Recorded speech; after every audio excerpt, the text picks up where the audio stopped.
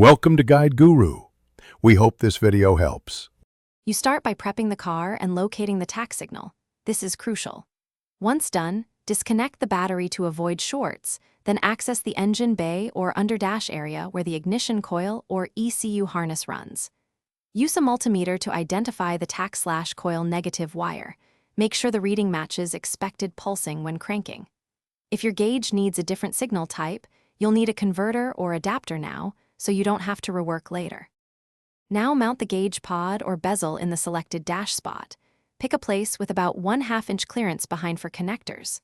Once mounted, route the signal wire from the ignition coil or ECU through a grommet into the cabin. Make sure the signal wire stays away from high current alternator wiring to avoid noise.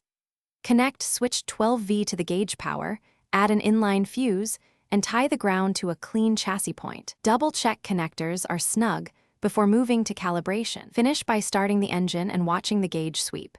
You want a smooth rise and a steady idle reading. If the gauge has gain or calibration settings, adjust them so redline and idle match known values. Use brief revs to confirm linear response. If the needle bounces or reads high, make sure the ground is solid, swap to a shielded signal wire, or fit a small pull-up resistor or filter to clean pulses. Once stable, fasten all wires and recheck the inline. Thanks for watching. Consider subscribing if we helped you today.